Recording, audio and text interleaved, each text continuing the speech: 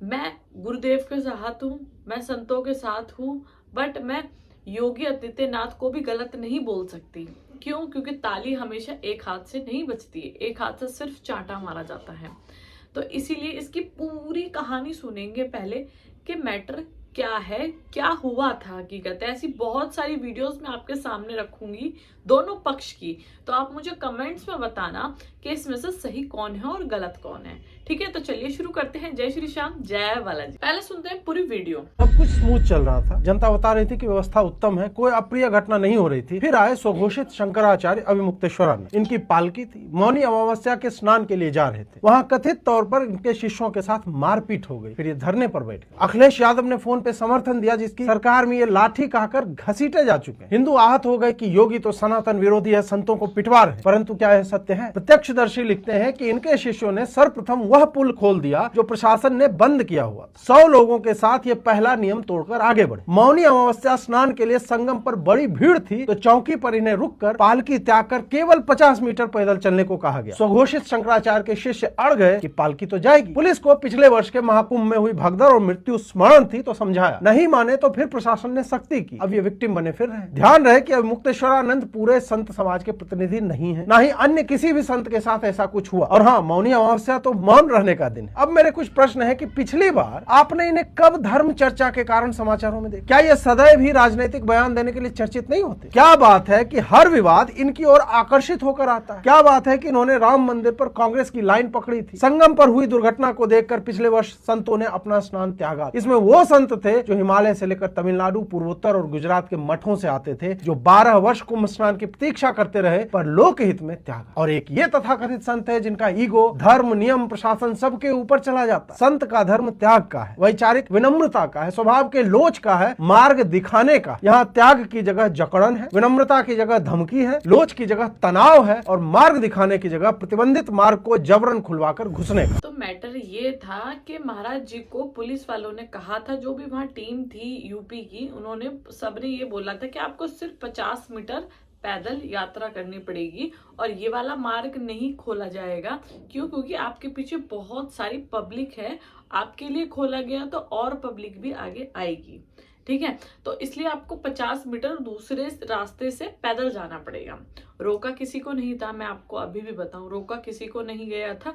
रोका जब गया था जब इन्होंने एक जो 3 बैरिकेड थे रोकने के लिए, तो उन्होंने एक तोड़ दिया था, फिर इनको चुनौती दी गई थी। ठीक है, अब सुनते हैं दोनों पक्ष की घटनाएं क्या थी। अब ये वाली वीडियो आप देखिए। और ये शंकराचार्य जी को अब संगम नोट से अच्छे वाट मार के आगे भी ठेल दिया गया है। उनका कहना है कि उन्हें जबरदस्ती ले जाया जा रहा है। शंकराचार्य जी का कहना है कि उन्हें अज्ञात लोग ले जा रहे हैं। शंकराचार्य बेहद नाराज हैं। स्वामी जी यहाँ पर सुबह 9, सवा 9 के आसपास पांटून पुल 2 जो कि कल से बंद है बिकॉज ऑफ सिक्योरिटी रीजंस, उस पे पुलिस वालों से धक्का मुक्की करी और बैरियर गिराए। बैरियर गिराने के उपरांत जिसके सीसीटीवी फुटेजेज है हमारे पास, उसके बाद वो यहाँ आए और यहाँ पर उन्होंने जो है, जब बोला गया कि भाई परंपरा आप के विरुद्ध कार्य कर रहे हैं, तो वापसी मार्ग को इन्होंने रोक दिया और वापसी मार्ग पे ही अपना रथ ओब्लिक पालकी जो उनकी थी अनुयायियों के साथ लगभग 3 घंटे तक इन्होंने वापसी मार्ग को रोक के रखा और अव्यवस्था फैलाई। और इनके अनुयायियों ने और इन्होंने छोटे बच्चों को आगे करके वहाँ पर जो है अव्यवस्था फैलाने की कोशिश करी। और यहाँ हमने बार बार इनसे रिक्वेस्ट किया, प्रार्थना करी, निवेदन किया। मैंने खुद ने लगभग आधा घंटा तक इनसे बात करी लाउड हेलर के माध्यम से कि आप जो है कृपया करके, वहाँ संगम पे उस समय इतनी भीड़ थी और संगम नोज और उसके आसपास जाएं, संगम नोज पे ही जाने को जिद कर रहे थे कि हमें संगम नोज पे ही जाना है और 200 अनुयायियों के साथ जाना है, रथ के साथ जाना है, जो परंपरा के विरुद्ध है और किसी को भी इस परंपरा के विरुद्ध कार्य करने की इजाजत नहीं है। तो ये थी दोनों पक्ष की कहानी। ठीक है, एक पक्ष बोल रहा है कि हमें स्नान करने नहीं दिया गया था, और दूसरा पक्ष ये बोल रहा है कि स्नान करने के लिए किसी को नहीं रोका गया था, बल्कि ये कहा गया था कि आप अपनी पालकी को त्याग कर, ठीक है, आप जिस पे बैठे हुए हैं और जो आपके संत हैं, आप उनके साथ पैदल यात्रा 50 मीटर तक करिए और फिर उसके बाद वहां जाके स्नान करिए, क्योंकि ये वाला सिक्योरिटी के कारण हमने बंद कर रखा है। बस इसके पीछे ही पूरी महाभारत हुई है। ठीक है, अब इसमें आप ईगो समझ लो या आप इसमें कुछ भी समझ लो, जो घटना हुई है उसमें दोनों पक्ष की ही गलती है। देखो, एक पक्ष की गलती ये है, अब मौनी अमावस्या थी, वो था मौन रहने का दिन। आप पैदल यात्रा करते, ठीक है, आप सब संतों को ये दिखाते, आप पब्लिक को ये दिखाते कि हम सब कुछ त्यागने के लिए तैयार है, हम पैदल जाकर भी इतनी दूर हम वो कर रहे हैं। तो कहीं ना कहीं योगी सरकार को या कहीं ना कहीं आप पब्लिक को आप प्यारे लगते हैं कि आपने पब्लिक के साथ मिलकर उस बातचीत को और उस जो सरकार का नियम था उसको तोड़ा नहीं, उसको बरकरार रखा। ठीक है, एक सही संदेश देना होता है तो वो महापुरुष कहीं से भी दे देता है। दूसरी गलती इनकी पुलिस वालों की ये थी कि जिस तरीके से इन्होंने बर्ताव किया एक संत के प्रति, एक संत के खिलाफ कह सको, तो उसके चक्कर में जो इन्होंने ये हरकतें करी वो बिल्कुल भी सराहने वाले काम नहीं है। ठीक है, खुद छोटे बच्चों को उन्होंने बाल पकड़कर वहां से हटाया, संतों को घसीटते हुए लेके गए हैं। ये सब देखकर तो मेरा दिल भी थोड़ा ये हुआ कि नहीं यार, ये बहुत गलत हुआ, ये बिल्कुल भी नहीं होना चाहिए था। ठीक है, अब मैं आपको एक वीडियो और दिखाती हूँ क्यों पब्लिक भड़क रही है योगी सरकार के ऊपर, पुलिस वालों के ऊपर। इनकी उम्र है लाठी खाने की। बहुत बुरी तरह भाभी थोड़ी मारी, जूता से मारा गया। जूता से कुछ मारा है। ये 85-90 साल की उम्र में प्रशासन ऐसे बुजुर्गों के साथ ऐसा व्यवहार कर रहा है, ऐसे संतों के साथ।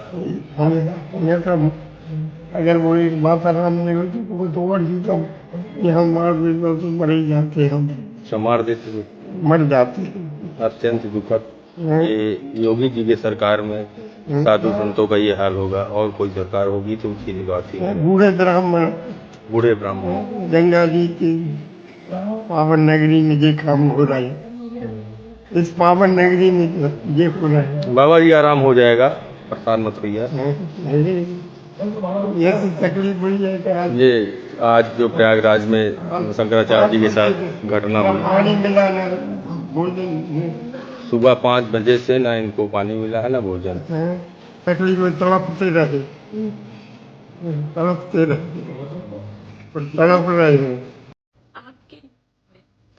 आपके अहंकार में, आपकी इस प्रशासन में इनका क्या दोष, आप मुझे बता सकते हैं? कोई मुझे कमेंट्स में बता सकता है कि किसी की भी लड़ाई हो उसमें गरीब इंसान ही पिसता है, जिसकी कोई गलती नहीं होती वो इंसान ही पिसता है। आपने जो किया वो ठीक है, जो उन्होंने किया वो भी ठीक है, आपके आपस की मतभेद है, पर उसमें इन विचारों का क्या दोष, इन ब्राह्मण का क्या दोष? अब इनकी जो हालत हुई है उसका जिम्मेदार आप किसको बोलेंगे? योगी सरकार को। क्यों? क्योंकि वो वहां पर जो चला रहा है वो योगी है, योगी चला रहा है, ठीक है। योगी के साथ जो व्यक्ति है वहां पे पुलिस वाले हैं, वो आपसे किस तरीके से बदला ले रहे हैं, उसमें योगी की क्या गलती है? ठीक है, उसमें कोई मुसलमान भी हो सकता है, कोई हिंदू भी हो सकता है, कोई सिख भी हो सकता है, सभी कास्ट के मेंबर्स पुलिस में आ सकते हैं, यूपी में आ सकते हैं। किसने इतनी बुरी तरह इनकी हालत करी है? जूते चप्पलों से मारा गया है। वो बुजुर्ग खुद बोल रहा है, क्या गलती इसमें? अब आप किसको दोष देंगे?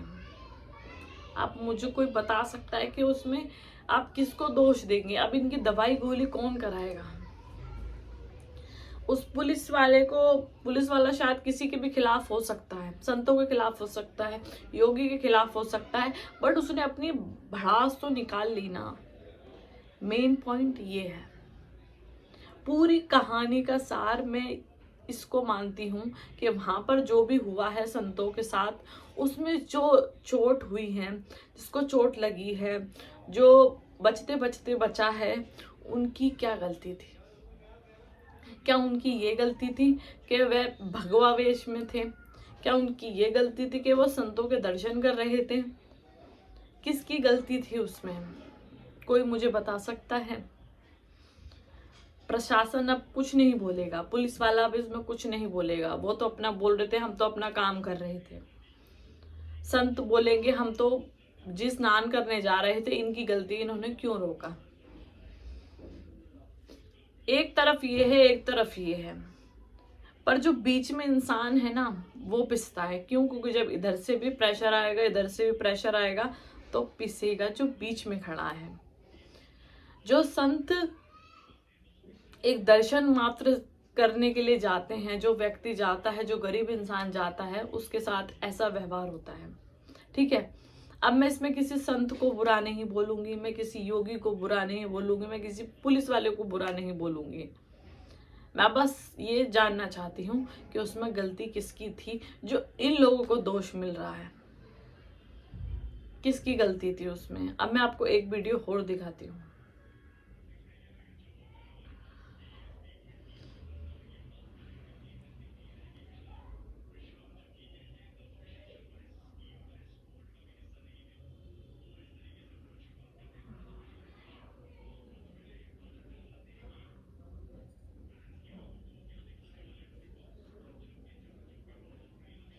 ये वाराणसी की घटना है जो मैंने अभी आपको दिखाई नीचे, और जो ऊपर चल रही थी वो आज की घटना है, अभी की घटना है।